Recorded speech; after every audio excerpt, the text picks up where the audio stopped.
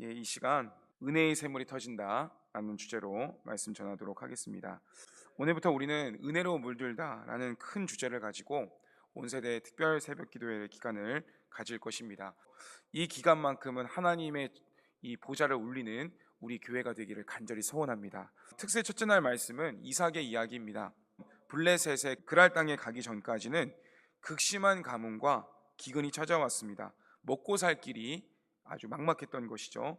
그런데 이제 하나님께서 아브라함 때부터 새로운 땅에 이주를 하게 하면서 농사를 짓게 하셨는데, 본문 12절을 보십시오. 다른 곳에서는 열매가 없는데 이삭이 그 땅에서 농사하여 100배를 얻었고 여호와께서 복을 주심으로 이 일이 가능했다라고 기록하고 있어요. 세상은 불황의 때라고 말을 하고 또 좋은 땅에 이주를 해도 열매 맺기가 어려운데, 하나님의 백성에게는 세상이 감당치 못할 놀라운 복이 임한다는 것입니다. 오늘 첫째 날 새벽 본문 말씀을 통해 우리 인생의 메마른 땅에서 어떻게 은혜의 샘물이 터지는지, 그리고 우리가 그 은혜를 어떻게 받아야 되는지를 살펴보는 시간이 되기를 소원합니다. 먼저 우리가 보기를 원하는 것은, 하나님의 은혜로 물든 자는 세상의 방해 속에서도 요동하지 않아야 된다는 것입니다. 같이 한번 12절 13절 말씀 읽어볼까요? 시작. 이삭이 그 땅에서 농사하여 그의 100배나 얻었고 여호와께서 복을 주심으로 그 사람이 창대하고 왕성하여 마침내 무엇이 되었어요? 거부가 되었다. 성경은 지금 이삭이 엄청난 부흥과 복의 주인공이 되었다라고 기록하고 있어요. 그런데 여기서 우리가 깊이 짚어야 할 단어가 뭐냐면, 그 땅에서 그 해에 복을 받았다는 것입니다. 이삭이 농사지은 그 땅은 비가 잘 오는 그런 옥토는 아닙니다. 블레셋 족속이 지배하는 척박한 이방 땅이지 않습니까? 여러분, 이방 땅에서 열매를 맺는 게 참 어렵습니다. 우리 대한민국 국민들이 다른 타국에 이주를 해서 그곳의 문화에 젖어들고 거기서 먼저 태어난 게 아니라 이주를 해서 성공을 한다? 이거는 지금도 어려운 일입니다. 왜냐하면 거기에 정서를 모르고 거기에 있는 자국민들이 성공하기도 어려운데 어떻게 타국인들이 쉽게 성공을 할 수가 있겠습니까? 그렇다면 이삭은 도대체 없고 연고도 없는 이방인의 땅 그랄에 와서 갑자기 농사를 짓고 있는 것일까요? 그 이유를 알아야 되겠죠? 이 역사는 그의 아버지 아브라함 때부터 거슬러 올라갑니다. 과거 아브라함이 헤브론 마문의 산지에서 말씀으로 훈련된 강력한 신앙군대 318명을 기르고 때로는 롯을 구출하기도 하고 그렇게 살아가고 있었는데, 그의 조카 롯이 소돔과 고모라에 살면서 그곳의 땅이 너무나 악했기 때문에 유황불로 심판을 받아 온 대지가 황폐해지는 저주를 받았단 말이에요. 인근 지역까지 환경적 타격을 입자 아브라함은 더 이상 수많은 가축대와 함께 그 지역에 머무를 수가 없었어요. 그래서 종들을 먹여 살리기 위해 우물이 많고 목초지가 있는 블레셋 지경으로 그때부터 이주를 하게 된 것이죠. 그때 이삭은 그 블레셋 땅에서 약속의 자녀로 아브라함의 아들로 태어났고, 아버지가 눈물로 구축해 놓은 이미 길르어진 318명의 군사력과 생명의 우물이 터지는 그런 놀라운 유산을 이어받은 때라는 것입니다. 그러니까 여러분, 우리가 볼 때는 이삭이 여기서 막 힘겹게 살았다가 아니라 아버지 아브라함 때부터 어느 정도 많은 것을 구축해 놓은 상태라는 것을 아실 필요가 있어요. 그러니 이삭 가문이 나중에는 너무 우물을 팔 때마다 놀라운 결실을 맺으니까 거기에 있던 왕조차 뭐라고 말하냐면, 오늘 본문에 나와요. 너가 우리보다 강성하니 우리를 떠나라. 이런 말이 괜히 나온 게 아니라는 것입니다. 자, 하나님의 전적인 은혜가 주님의 사람에게 임하니까 그 땅에 자국민들, 그쪽 사람들도 결실이 맺기 어려운 때에 하나님이 100배를 허락하여 주셨다는 것이죠. 사랑하는 보글산교회 성도 여러분, 이번 여름 사역을 앞둔 우리 자녀들과 교사들 그리고 우리 가정이 올 여름 받아야 할 복이 바로 이러한 복이 되어야 될 줄로 믿습니다. 세상은 다음 세대가 사라져 간다고 이야기합니다. 그리고 우리 교회도 참 다음 세대가 점점 줄어들어 간다는 것을 현실적으로 볼 수가 있어요. 그런데 실제로 영적인 기근의 때를 살아가고 있지만, 우리가 얼마 전 행사를 하면서 보았지만 아직도 주님께로 돌아와야 될 다음 세대는 적은 것이 아니라 많습니다. 그리고 하나님이 우리 교회 학교에 복을 주시면 메마른 땅이지만, 척박한 땅이지만 100배의 영적 풍년이 임할 줄로 믿습니다. 그러나 오늘 본문은 이런 많은 다음 세대를 보내주신다, 하나님께서 여름 행사 가운데에 그런 아이들을 보내주신다, 이런 이야기로 끝나지 않고 곧바로 그 은혜를 흔드는 세상의 반응을 보여주는 거예요. 우리 다 함께 14절 말씀을 읽어볼까요? 14절 말씀 읽어주십시오. 시작. 종이 심히 많음으로 블레셋 사람이 그를 시기했다. 그렇죠. 하나님의 은혜가 이방 땅에서 이삭 가운데 풍성히 임하니까 세상의 반응이 어때요? 배가 아파서 견디지를 못하는 거예요. 이거는 오늘날 우리 교회가 하나님의 은혜를 받으면 받을수록 사탄이 배 아파서 가만히 있지 않는다는 것입니다. 그 시기심의 결과가 15절에 나오는데, 그 아버지 아브라함 때에 그 아버지의 종들이 판 모든 우물을 막고 흙으로 메웠더라. 제가 방금 전에 배경을 말씀드렸죠.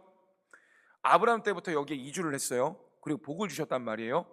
그런데 그 이방 땅에서 이삭이 아버지 때로부터 물려받은 우물을 그렇게 힘겹게 파서 얻었는데 흙으로 메워버렸다는 거예요. 여러분, 얼마나 시험되는 일입니까?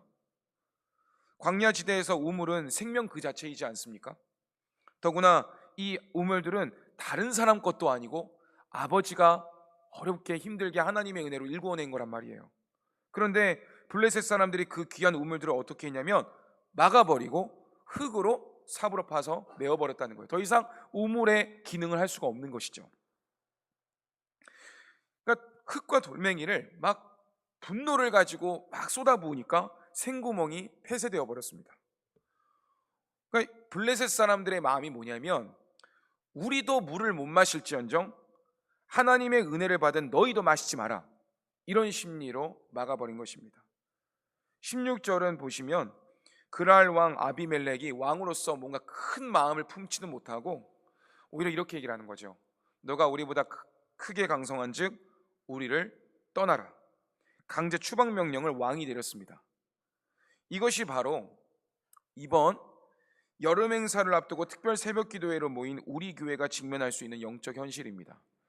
성도 여러분, 우리가 이번 주부터 유치부를 시작으로 2주 뒤부터 또 우리 유초동부 여름 성경학교, 그리고 중고등부 8월 초에는 청년부 여름 수련 내리기까지 이 행사를 하는데, 제가 이제 부임하고 두 번째 해인 이때에 여름 행사를 준비하는 것도 너무나 힘들고 어려운 우리 선생님들이 계신 걸 알지만, 왜 피곤한 몸을 이끌고 특별 새벽 기도를 갖게 했냐면 바로 이것 때문에 그렇습니다. 영적 전쟁이기 때문에 기도로 준비하지 않으면 방해가 있을 때에 넘어지기 때문입니다. 하지만 기도하면 하나님께서 어떠한 방해 속에서도 우리를 이기게 하시고 기도로 승리하게 하실 줄로 믿습니다. 우리는 이런 마음이죠. 우리의 다음 세대가, 그래서 우리 어린 영혼들과 중고등부 청년부가 은혜로 물들었으면 좋겠다. 그래서 각자 부서에서 선생님들이 회의를 하고 피곤한 몸인데도 이렇게 깨워서 기도를 하시는 거예요. 그런데 세상은 이러한 우리의 노력과 반대로 자녀들의 영적 우물을 흙으로 메우려 할 때가 있는 것이죠. 예를 들어 여름 성경학교와 수련회를 앞두고 우리 선생님들 많이 전도하실 거예요. 그러면 우리 아이들이 와야 되잖아요. 약속을 받았으니까. 근데 아이들의 마음속에 갑자기 막 학원을 가야 된다 그러고, 예기치 못하면 여행을 가야 된다 그러고, 다른 친구들하고 약속한 거 있는데요 그러면서 변수를 일으키는 거예요. 그러면 우리 교회에서는 문제가 없을까요? 갑자기 선생님들 사이에 서운할 게 없는데 서운함이 생기고 속상하고, 그리고 어떤 큰일이 생기고, 그런 여러 가지의 방해, 그리고 아이들에게는 게으름이라는 그런 흙탕물과 흙이 넘칠 수가 있다는 것입니다. 그렇다면 성도 여러분, 세상이 내 우물을 흙으로 메우고 억울하게 쫓아낼 때 이삭은 어떻게 반응했을까요? 17절을 우리 같이 한번 읽겠습니다. 같이 읽겠습니다. 시작. 이삭이 그곳을 떠나 그랄 골짜기에 장막을 치고, 이삭은 복수하거나 다투지 않습니다. 감정을 쏟아내지 않는 것입니다. 그저 묵묵히 짐을 싸서 옆의 지역으로 옮겨서 다시 장막 치고 거기에 거류를 했어요. 여러분, 이삭이 힘이 없어서 이방 땅이었기 때문에 그냥 억울한 거 말 못하고 손해보고 조용히 떠난 걸까요? 그게 아니에요. 그래서 제가 성도님들께 배경을 설명드린 것입니다. 바로와 16절에서 블레셋 왕 아비멜렉조차 이삭에게 뭐라고 했습니까? 너가 우리보다 크니까, 강성하니까 제발 좀 떠나라, 이 말 하지 않습니까? 이 말은 법적으로나 힘으로나 이삭은 어느 누구도 무시할 수 없는 당당한 위치에 서 있었다는 것입니다. 그럼에도 불구하고 이삭이 그들과 다투지 않고 묵묵히 자리를 옮길 수 있었던 비결이 뭐예요? 아버지 때로부터 길러진 그돌라움에 거기에 있는 많은 그 연합군들을 물리쳐서 롯을 구출하기까지 했던 길러진 백성들이 있는 그 아브라함 때부터 쉽게 여길 수 없는 이삭에 있는 사람들이 있다면 이삭은 충분히 자신의 권리를 주장할 수 있었어요. 왕이여, 지금 여기서 아무리 내가 이방인이지만 어떻게 그렇게 대우할 수 있습니까? 법적으로 말씀해 보십시오. 이렇게 이야기하면서 이삭이 한마디만큼은 이야기할 수 있지만 왜 그가 묵묵히 자리를 옮길 수 있었느냐? 그것은 이삭에게는 상황이 어떠해도, 누가 나를 방해해도 하나님이 나로 하여금 다시 우물을 파면 우물을 허락하시는 주님이 계신다는 것을 믿었기 때문입니다. 그러니까 하나님이 나로 하여금 어디서든 복을 주신다, 나는 아버지 때부터 약속을 받았다라는 확신이 있었기 때문에 그의 인생이 하나님의 은혜로 물드는 인생이었기 때문에 눈앞에 우물 하나에 꿈쩍하지 않고 묵묵히 견딜 수 있었다는 것입니다. 성도 여러분, 성경을 보면 이삭과 같이 세상의 악한 방해 속에서도 결코 요동하지 않았던 위대한 기도의 사람이 나오죠. 그가 바로 다니엘입니다. 다니엘은요, 이방 나라 메대, 바사 중에서 메대라고 해서 이 페르시아가 연합하기 전에도 이미 메대는 강성한 나라였거든요. 당시에 총리가 되어서 나라를 다스렸었는데 하나님의 은혜로 심히 명철하여서 그곳 다리오 왕의 총애를 받았었습니다. 그러자 그 땅의 총리들이 이방인 나그네인 다니엘을 미치도록 시기하기 시작하는 것입니다. 그래서 어떻게든 다니엘 한 사람 무너뜨리려고 어떤 비열한 방법을 선택했죠? 앞으로 왕이여 30일 동안 왕의 어떤 신에게도 기도하지 못하게 하십시오. 만약 기도하면 사자굴에 던져넣읍시다. 왕만이 우리 사람들로부터 칭송받아 마땅한 자이지 않습니까? 이렇게 이야기하니까 다리오 왕도 기뻐서 그것을 수락합니다. 여러분, 오늘 본문에서 블레셋 사람들이 이삭의 우물을 흙으로 메어버린 것처럼 다니엘의 생명줄과 같은 기도의 우물을 법이라는 흙으로 다 막아버렸던 것입니다. 그때 다니엘이 어떻게 반응하죠? 여러분, 다니엘의 직함이 뭐였어요? 총리이죠. 그러면 우리가 만약에 다니엘이었으면 메대 왕에게 찾아가서 왕이여, 이 조서는 거짓된 것입니다. 어떻게든 이 법을 바꿔야 됩니다, 이렇게 말해야 되는 거 아니겠습니까? 그런데 총리인데도 불구하고 다니엘은 그 조서에 어인이 찍힌 것을 알고도 뭐라고 합니까? 다니엘 6장 10절, 위대한 거장의 품격이 나오는 것입니다. 다니엘이 이 조서에 왕의 도장이 찍힌 것을 알고도 자기 집에 돌아가서는 전에 하던 대로 하루 3번씩 무릎을 꿇고 기도하며 그의 하나님께 감사했더라. 다니엘은 사자굴이라는 위협이 있어도 하나님이 나의 기도를 기뻐하시고 내가 지금 이 일을 행하는 것을 기뻐하시기 때문에 주님이 나를 도와주신다는 확신이 있었기 때문에 왕의 조서가 있어도 요동하지 않는 것입니다. 그래서 전에 하던 대로 숨어서 기도해도 되는 거잖아요. 그런데 전에 하던 대로 예루살렘을 향하여서 하나님을 향해 하루 3번 무릎 꿇고 기도하는 것입니다. 그랬을 때 하나님께서 어떤 역사를 베풀어 주셨습니까? 굶주린 사자였음에도 불구하고 다니엘을 상해하지 못하고 건드리지 못하는 것입니다. 저는 이러한 영적 거장의 품격이 여러분에게 있게 되기를 주님의 이름으로 축원합니다. 기도할 때 역사가 일어나는 것입니다. 이삭의 내면에도 대적들을 압도하는 영적 선포가 있는 거예요. 내가 손해를 봐도 하나님이 나를 아시니 블레셋 가운데서도 역사를 행해 주실 것이다. 그 믿음을 행하니까 하나님이 역사를 행하여 주시는 것이죠. 마지막으로 우리가 보아야 될 것은 은혜로 물든 자는 끝까지 묵묵히 믿음의 우물을 파내려 가야 된다는 것입니다. 이 말은 오늘날 여름 행사를 준비할 때에 우리 선생님들과 우리 성도들과 우리 아이들에게 방해가 있어도 우리는 기도의 끈을 놓쳐서는 안 되고 묵묵히 하나님이 행하실 일을 기대해야 된다는 것입니다. 그래서 우리 성도님들은 이런 기간에 시험이 들 때 이것은 세상에서 우연히 일어나는 것이 아니다. 사탄이 우리를 방해하는 것이다. 절대로 여기서 넘어지지 않겠습니다. 하나님 나를 붙잡아 주십시오. 이런 믿음으로 나아가야 된다는 거예요. 그런데 여러분, 이삭의 종들이 골짜기를 파서 마침내 19절에 샘 근원을 얻었습니다. 지표면에 고인 웅덩이 정도가 아니고요, 안반을 뚫고 이 구덩이를 팠더니 끊이지 않고 솟구치는 그런 지하수의 줄기를 찾아낸 것입니다. 여러분, 이것도 기적이지 않습니까? 그랬더니 대적들이 어떻게 반응합니까? 20절에 보십시오. 그랄 목자들이 이삭의 목자와 다투어 이르되 이 물은 우리의 것이라. 이삭이 그 다툼으로 말미암아 그 우물 이름을 에색이라 하였더라. 그랄 목자들이 또 와서 떼를 씁니다. 그러자 이삭은 이 우물 이름을 다투었다는 뜻의 에색이라고 부르고 그냥 내어줍니다. 21절에 보십시오. 또 다른 우물을 봤더니 그들이 또 다툼으로 그 이름을 신나라 하였더라. 성도 여러분, 우리는 누구나 한 번쯤은 참을 수 있습니다. 그런데 나를 2번, 3번 연속으로 피땀 흘려 판 우물을 빼앗으면 인간의 혈기라는 것은 쉽게 멈출 수가 없습니다. 요동칠 수밖에 없는 것이죠. 그러나 은혜로 물든 이삭은 또다시 삽을 들고 다른 곳으로 이동합니다. 위대한 영적 끈기를 보여주는 것입니다. 성도 여러분, 우리가 만약에 다음 세대 행사를 할 때 한 번 방해가 있는데 2번 있고 3번 있으면 어떤 생각 들겠어요? 그냥 안 해야 되겠다, 그런 생각 안 들겠어요?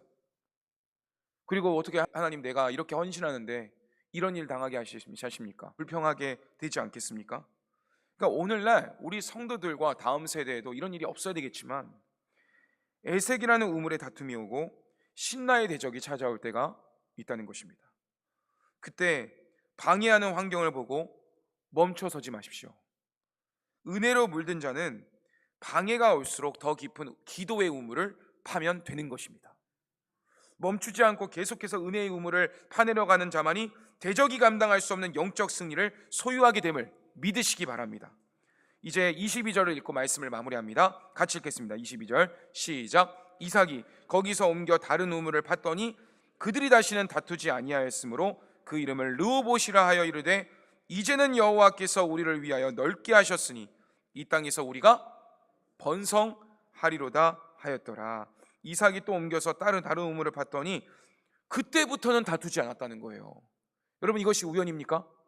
하나님이 역사하시는 것입니다. 블레셋이 갑자기 착해질 리가 없잖아요. 아무리 방해해도 은혜의 샘물을 터뜨리는 그런 이삭의 넘치는 신앙관에 이방인들이 감동을 받는 것입니다. 야, 이렇게까지 공격을 하는데 반응을 하지 않는다고? 분노하지 않는다고? 그러면서 놀라게 되는 것이죠. 그래서 이삭이 뭐라고 하냐면 이제는 여호와께서 우리를 위하여 넓게 하셨으니 이 땅에서 우리가 번성하리로다. 사랑하는 성도 여러분, 본문 바로 뒤 28절을 보시면 결국 블레셋 왕 아비멜렉과 군대 장관이 이삭을 직접 찾아와서 이렇게 고백합니다. 여호와께서 너와 함께 계심을 우리가 분명히 보았노라. 너는 여호와께 복을 받은 자니라. 할렐루야. 저는 이렇게 세상으로부터 이러한 고백을 받아야 된다고 생각을 해요. 우리 부굴산교회 성도들이 사랑으로 전도하고 인내함으로써 세상을 변화시키는 믿음의 거장이 되기를 주님의 이름으로 축원합니다. 말씀을 맺습니다. 성도 여러분, 올 여름 다음 세대 행사를 앞둔 지금 사단은 우리의 가정과 자녀들의 그리고 부서의 상황에 염려에 흙을 던지고 돌을 던지는 그런 우물을 메우는 방해들을 합니다. 그러나 하나님의 은혜로 물든 자들은 세상의 방해에 결코 요동하지 않아야 합니다. 세상의 싸움판에 말려들어 영적 에너지를 낭비하는 것이 아니라 방해가 있을수록 하나님께 엎드리고 방해가 있기 전에 하나님께 기도의 제단을 쌓는 성도님들이 되시기를 주님의 이름으로 축원합니다. 아멘.